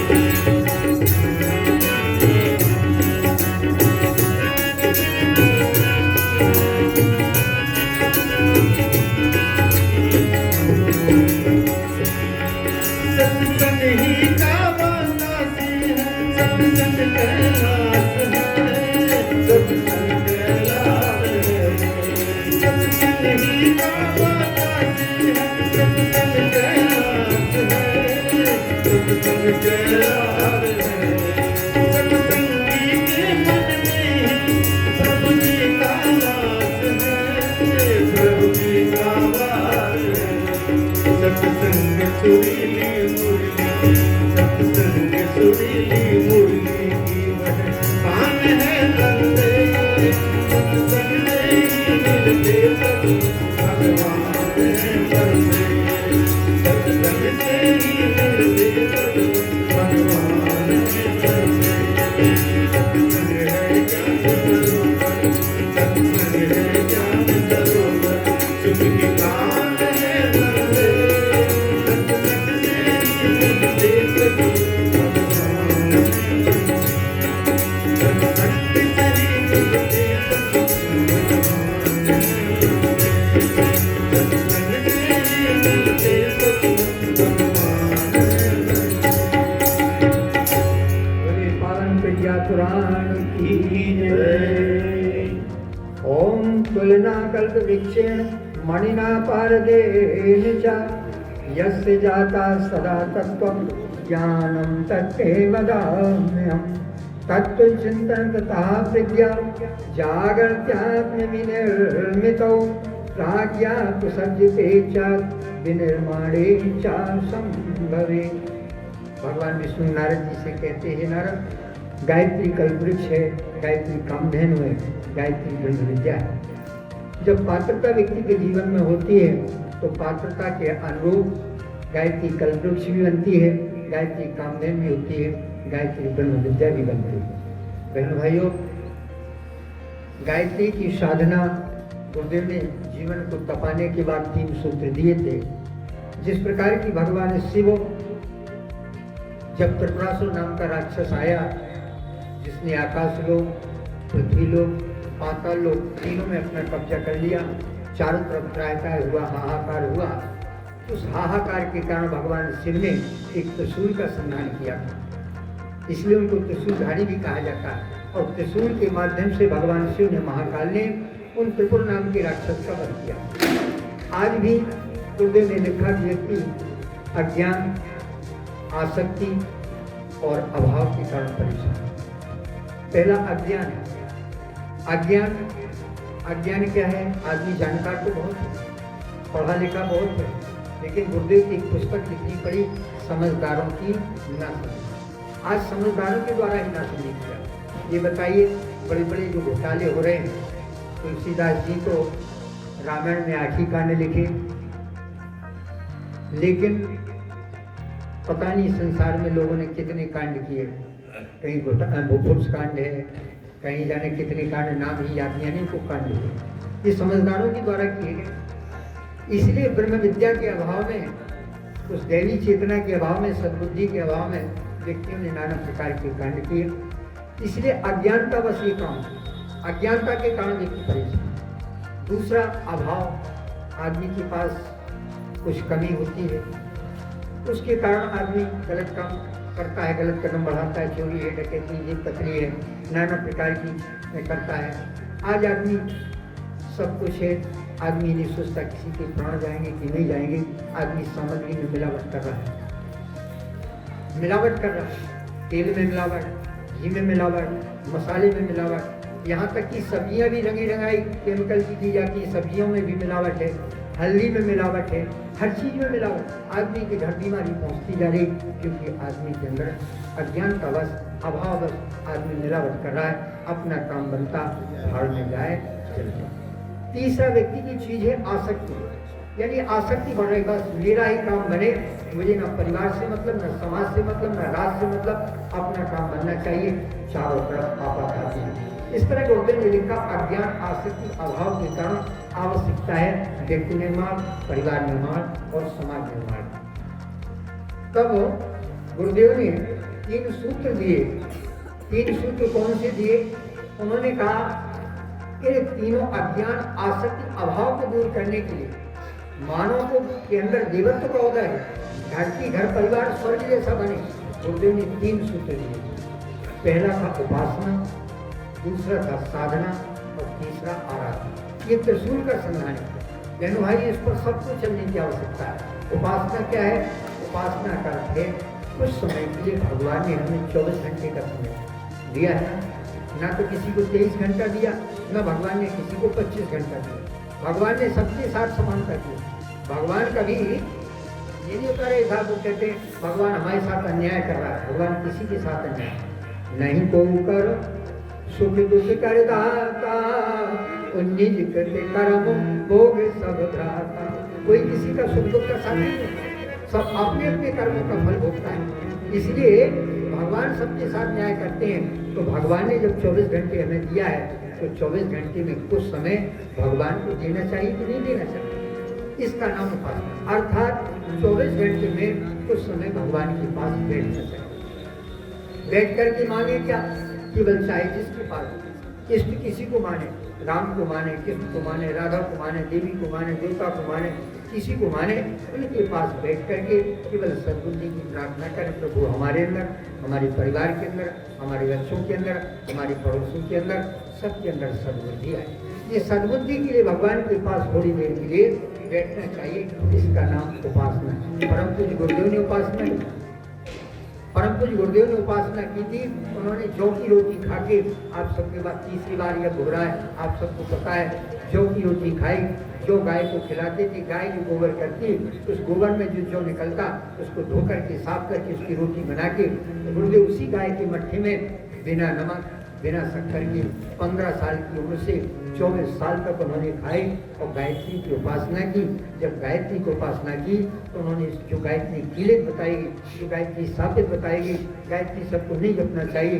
परम पूज्य गुरुदेव ने अपनी तप साधना के माध्यम से उपासना के द्वारा गायत्री को साफ मुक्त कर दिया, गायत्री को कीलन कर दिया। आज गायत्री को जन जन तक पहुँचा दिया। आज हर कोई गायत्री जपता है। आज गायत्री रास्ते चल के बोली जा रही, गायत्री आज मोबाइल में बोली जा रही, गायत्री आज कैसेट में बोली जा रही। भले कहने वाले कहते हैं कि गायत्री सबको नहीं जपना चाहिए, उन्हें उतना ज्ञान नहीं। गुरुदेव के एक अंश के बराबर ने तप नहीं किया कहने वालों ने। यदि तप किया हो तो ब्रह्मा जी ने विश्वामित्र जी ने 12 पुरस्कार पूरे किए थे तब गायत्री को सिद्ध किया था। वशिष्ठ जी ने 12 पुरस्कार किए थे तब गायत्री को सिद्ध किया था। परम पूज्य गुरुदेव ने विश्वामित्र वशिष्ठ के बराबर 24 वर्षों तक 24 लाख के 24 महापुरुषों संपन्न किए, तब गायत्री को सिद्ध किया, गायत्री का कीलन किया और गायत्री को जन जन तक पहुंचा। कोई गायत्री नहीं जानता। यज्ञ करने का सभी को अधिकार नहीं था, लेकिन आज यज्ञ का सभी को अधिकार दे दिया। क्या की? उन्होंने उपासना अर्थात तो शक्ति के पास बैठ करके प्रार्थना की। गायत्री माँ उनसे कहते बेटा बताओ तुम्हें क्या दे दे। गुरुदेव कहते माँ मुझे बताओ मुझे करना क्या है। कुछ नहीं मांगा हो, उन्होंने केवल एक ही मांगा, व्यक्ति की मनुष्य की हम पीड़ा को दूर कर सके, लोगों के दुखों को दूर कर सके, ऐसी हमें शक्ति दे। वही किया गुरुदेव ने घर घर गायत्री को पहुँचा के संस्कारों को पहुँचा करके जन जन की पीड़ा को दूर किया और धनवायु को गुरुदेव ने किया। आपने एक हीरो का नाम बताएं, आप सब जानते हैं गोविंद का नाम सुना होगा, बहुत से लोगों ने सुना होगा। गोविंद का हीरो रहा। वो जब छोटी उम्र में था, छोटी उम्र में देखने में अच्छा लगता, उसे रास्ते चलते लोगों ने कहा अरे भाई हीरो कहाँ जा रहे हो। कहने तेरे बच्चों से हीरो कहाँ जा रहे हो। अरे हीरो कहाँ जा रहे हो। अब उसके अंदर भाव पैदा हुआ कि जब मुझे हीरो कहा जा रहा है तो मुझे हीरो बनना चाहिए। उसके अंदर भाव पैदा हो गया, जब हीरो कहे तो मैं हीरो ही बन के दिखाऊंगा। लेकिन वो सफल नहीं हुआ। 21 साल की उसकी उम्र हो गई। उसकी माता जी को कहीं से गायत्री परिवार से जानने का सुयोग मिला कि गायत्री का अनुष्ठान करने से, गायत्री का यज्ञ करने से व्यक्ति को जीवन में मनोकामनाएं पूर्ण होती हैं। उनने क्या किया, उनने माता जी से कहा माता जी मैं हीरो बनना चाहती हूँ। उनकी माँ बोली बेटा इसके लिए कुछ करना पड़ेगा। बोले क्या करना। बोले बेटा तुम 1 साल का एक अनुष्ठान कर गायत्री का, एक पुरस्कार कर, इसके बाद यज्ञ करना, तुझे सफलता मिली। तो माँ का आशीर्वाद मिला और वो पुरस्कार प्रारंभ कर दिया। ये बात बिल्कुल यथार्थ है। ये रजत शर्मा की जो अदालत आती है, रजत शर्मा की अदालत में गोविंदा को बुलाया गया और गोविंदा से इंटरव्यू किया। तो गोविंदा ने ये अपनी बात अपनी मुँह से रजत शर्मा के सामने प्रकाशित की। तो उसका वीडियो भी जगह जगह इन्होंने देखा होगा, हमने देखा है और वीडियो प्रकाशित हुआ। तो उन्होंने माँ की बात मान करके 1 साल का अनुष्ठान प्रारंभ किया। 1 साल के अनुष्ठान के बाद विवाहों की, और जैसे विवाहों की फिल्मों की जो डायरेक्टर थे उसके बाद मक्खी की तरह भनभनाने लगे। आकर के उसने एक साथ अनेकों फिल्मों में हस्ताक्षर कर दिए और फिल्म का हीरो बन गया। कौन? उससे पूछा रजत शर्मा ने कारण क्या था। उन्होंने कहा एक मेरी जन्म देने वाली माता ने मुझे ज्ञान दिया, दूसरा गायत्री माता जी सबके लिए काम किया और मैं वास्तव में हीरो बन गया। ये फिल्म की दुनिया में गोविंदा ने काम किया कि गायत्री का चमत्कार तो धन्यवाद एक ऐसी श्रद्धा निष्ठा के साथ प्रातः काल कुछ समय निकाल के बैठ के 10 मिनट 15 मिनट गायत्री की साधना करना। दूसरी चीज है आप साधना। साधना कहते हैं जीवन को ठीक करने का नाम साधना। हमने हमारे अंदर बहुत सी बुराइयां भरी। लिखा है कि नक्सिक भरा बेकार। इंसान के अंदर नक्शे लेकर के सिख तक बेकार भरा पड़ा है, बुराइयां भरी पड़ी। उन बुराइयों को हमें दूर करना है। हम गाली देते हैं, गालियां दूर करना है। नशा करते, नशा से मुक्त होना है। हमें अच्छा सत्संग करना चाहिए। गुरुदेव ने साहित्य लिखा, स्वाध्याय करना चाहिए। रामायण पढ़िए, गीता पढ़िए, भागवत पढ़िए, सुनिए, सत्संग करिए। इससे क्या होगा, इससे परिष्कार होता है। जिस प्रकार की वो स्नान करते हैं, स्नान का लाभ क्या है? स्नान का 2 लाभ होता है। हमारे शरीर की गंदगी दूर होती है और स्वच्छता पवित्रता आती है। इसी जल में शक्ति आती है और जल की शक्ति के कारण हमारे शरीर में चेतनता आती है। इसलिए इसी प्रकार साधना करनी चाहिए। अपने जीवन के दोष गुणों को दूर करने का प्रयास करना चाहिए। हमारे जीवन के दोष गुण बुराइयां दूर नहीं होंगी तो फिर साधना करने से कोई फायदा नहीं। साधु ऐसा चाहिए जैसे स्वभाव और सार सार को गहरे छोटा दे थोड़ा, इसका नाम साधना है। अभी हमारे भाई साहब कलश यात्रा निकल रही थी, कुछ लोग बीड़ी पी रहे थे, तो उन्होंने कहा भैया बीड़ी मत पियो, या तो कलश यात्रा निकल रही, फिर उन्होंने बीड़ी न पीना का एक गीत सुना दिया, बढ़िया भी भाई साहब साहिब को बैठे हैं, तो बीड़ी पीने का उन्होंने एक गीत सुना दिया। तो क्या है, नशा नाश की जड़ है भाई, इसका फल अतिशय बुझाई, मदरा मास तामसी भोजन दूषित करके तनवनी। नशा आदमी के जीवन को बर्बाद कर देता है, इसलिए हमें साधना करनी चाहिए। साधना मतलब अपने जीवन को सुधारने का प्रयास करें, अपने जीवन को ठीक करने का, क्योंकि हमारा जीवन ठीक होगा तो हमारे बच्चे देखेंगे, तो बच्चों का भी जीवन।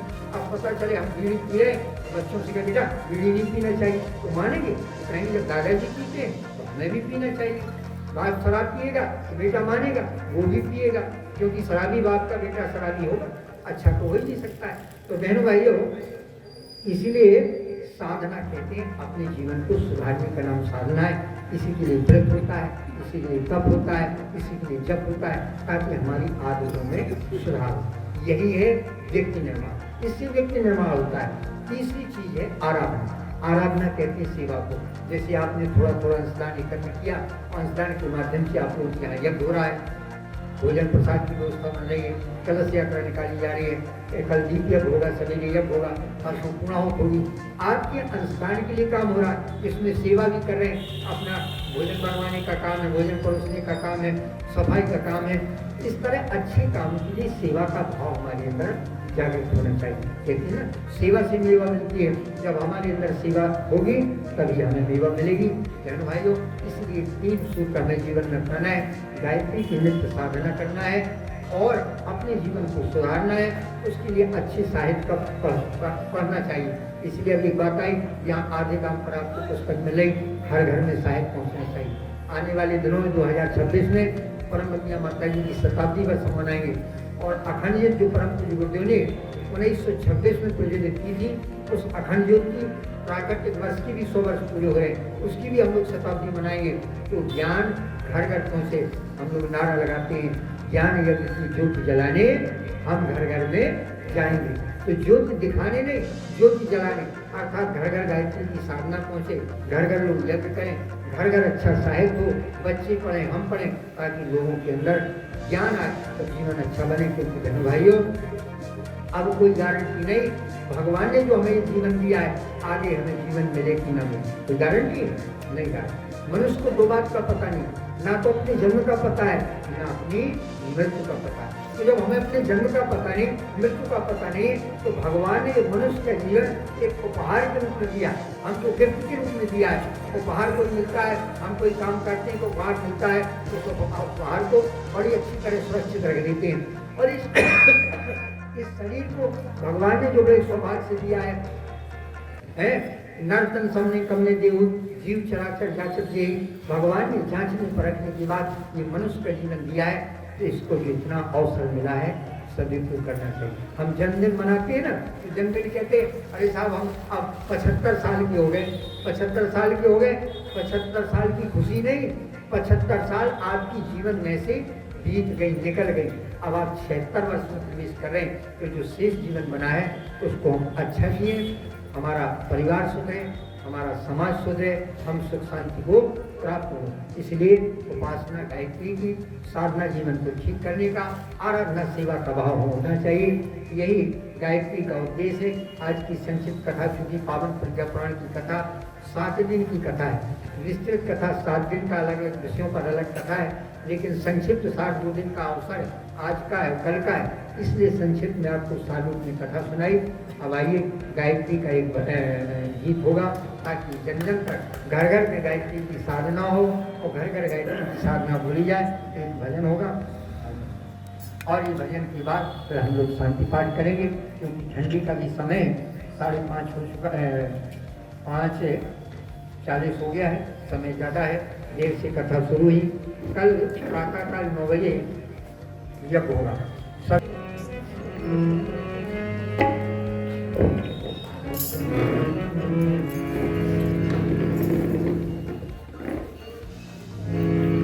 गुरुवर ने जो सौंपा हमको, वह गुरुवर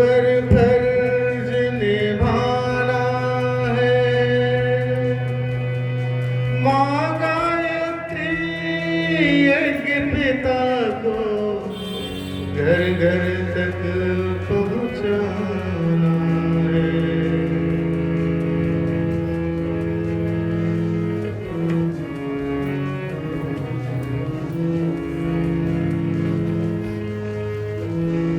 हर मुख से निकले गायत्री माँ, घर घर यज्ञ रचाए,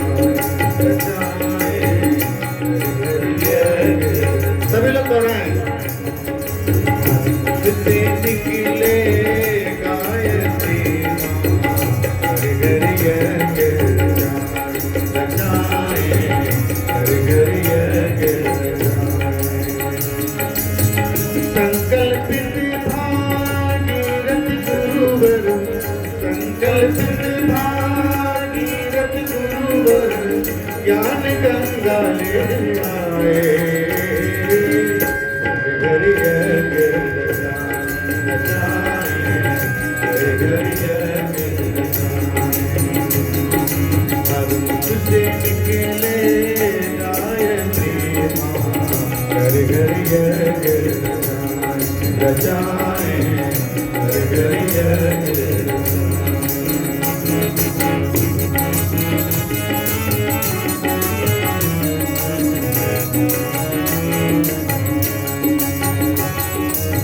सभी लोग ताली बजाएं।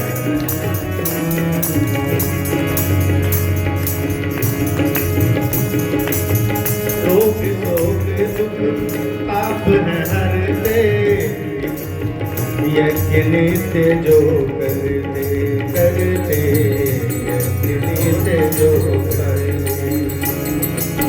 बलि बैठते परिवारों में, दिव्य भाव है भरते भरते, दिव्य भाव है भरते।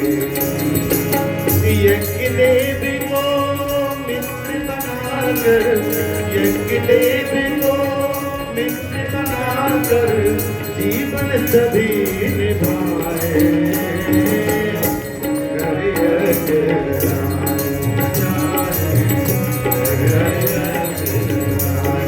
धर्म से निकले गायत्री माँ, घर यज्ञ रचाए, घर यज्ञ रचाए।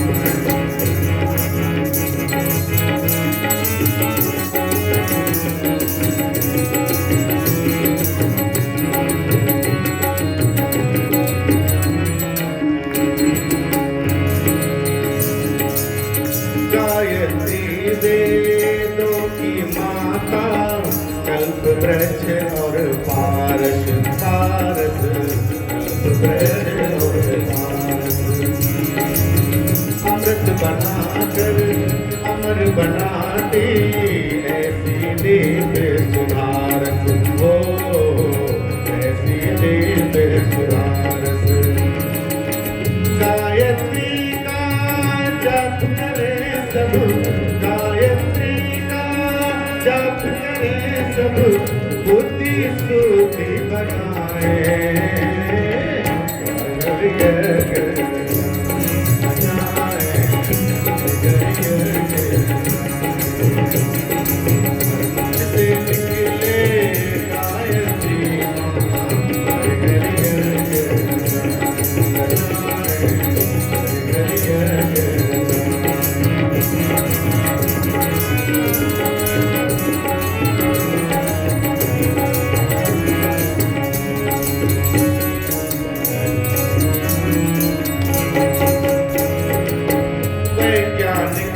आध्यात्मवाद को देवी परिभाषा हो, देवी परिभाषा।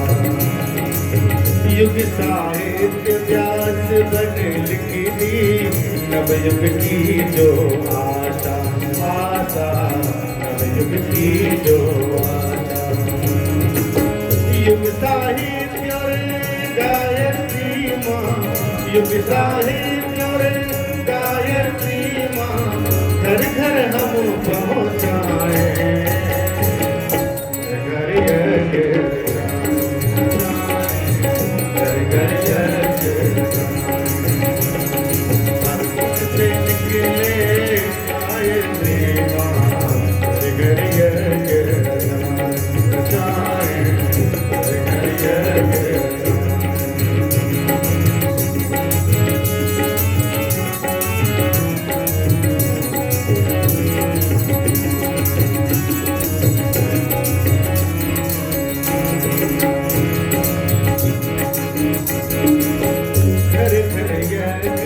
रचाए हम सब बचे न कोई कोना कोना बचे न कोई कोना घर घर यज्ञ रचाए हम सब बचे न कोई कोना कोना बचे न कोई कोना लाख करोड़ों घर तक पहुँचे दिव्य ज्ञान का सोना सोना दिव्य ज्ञान का सोना ग्रह ग्रह गायत्री माता ग्रह ग्रह गायत्री माता यज्ञ पुरुष पहुँचाए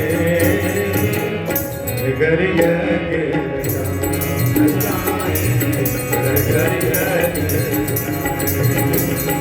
हर मुख से निकले गायत्री माँ घर घर यज्ञ रचाए घर घर यज्ञ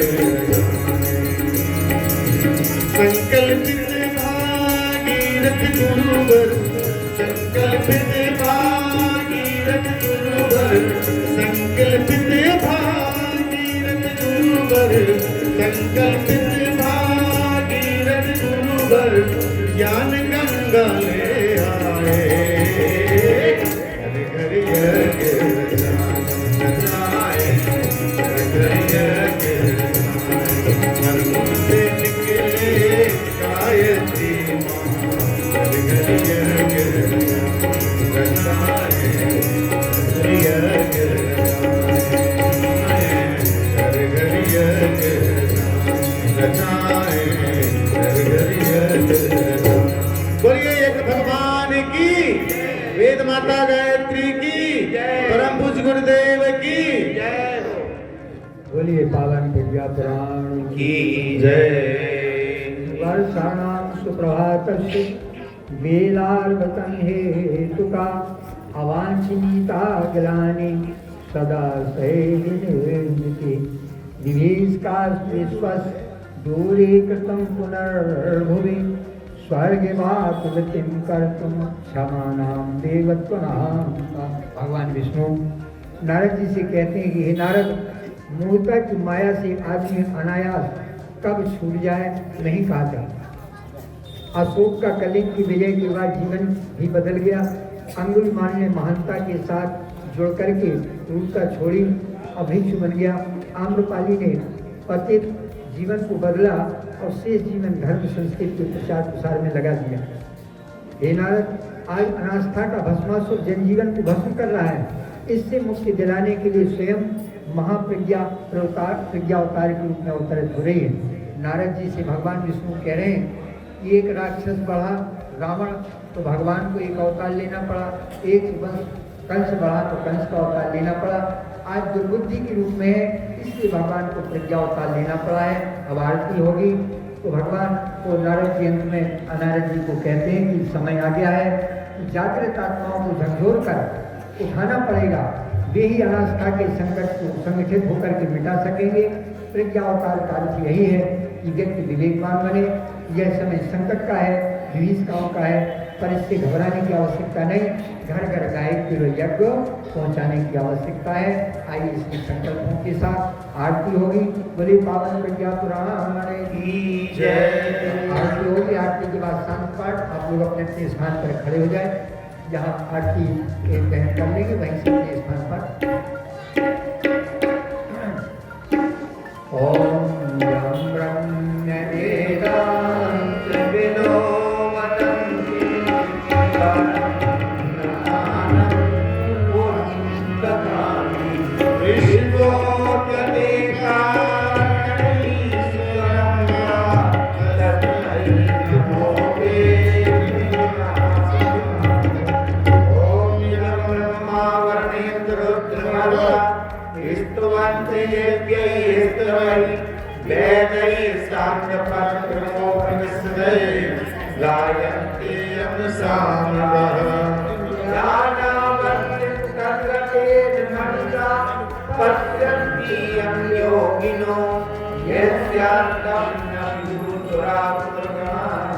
देवाय तस्मै शिवाय तस्मै नमः। ओम कर्पूरगौरं करुणावतारं संसारसारं भुजगेन्द्रहारं सदा वसन्तं हृदयारविन्दे भवं भवानी सहितं नमामि भवं भवानी सहितं नमामि।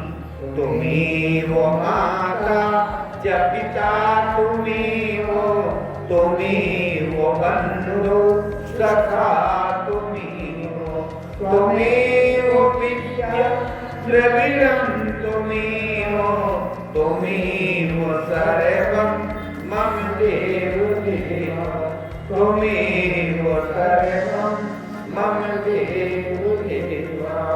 बोले यज्ञ भगवान की जय भगवान की जय। स्वामी के साथ भगवान पर करें व्यास के पास आती आई। ओम निष्ठा मया वरदावी माता प्रचोदयन्ता पावमानि विकारा आयु प्राण प्रजां पशुं कीर्तिन्द्रं ब्रह्मण्डं मह्यं दत्त्वा व्रजत ब्रह्मलोकम्।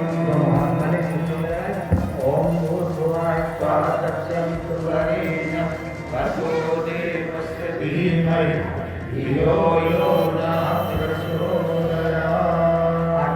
तू ही ज्ञान दाता विधाता तू हमारा है।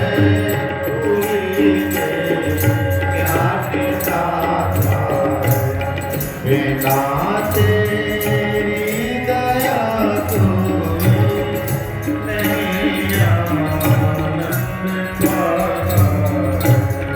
बिना तेरी दया तू नहीं आनंद पाता। तीर्थ की कसौटी से जिसे तू जान लेता है। तीर्थ की कसौटी से जान लेता है। उसी भी ध्यान लाए तो अभिशाप से छुड़ाता है। विधाता तू हमारा है। तू ही ज्ञान दाता है। सताता जो न होगा आप खाता है। सताता जो न होगा आप खाता है। वही सच भक्त है तेरा सदा जाने कहता है। विधाता तू हमारा है। तू ही ज्ञान दाता है। सदा जो न्याय का प्यारा प्रजा को दान देता है। सदा जो न्याय का प्यारा प्रजा को दान देता है। महाराजा उसी को तो बड़ा राजा बनाता है। विधाता तू हमारा है। तू ही ज्ञान दाता है। तजे जो धर्म को धारा तू कर्मों की बहाना है। तजे जो धर्म को धारा तू कर्मों की बहाना है। ऐसे नीच पापी को कभी ऊंचा उठाना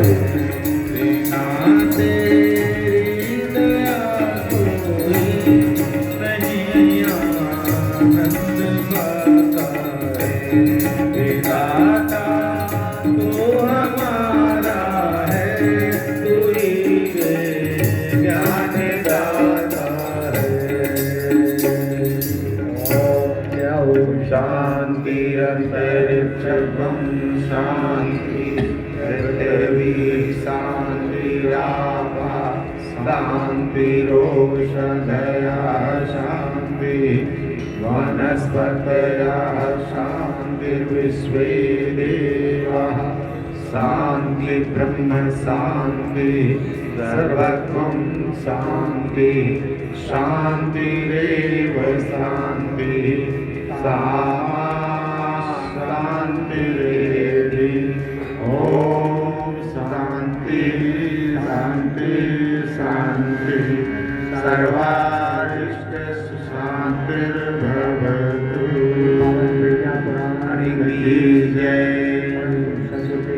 की जय की जय की जय धर्म की जय की जय की जय की जय की जय शांति शांति शुभरात्रि। ओम शांति।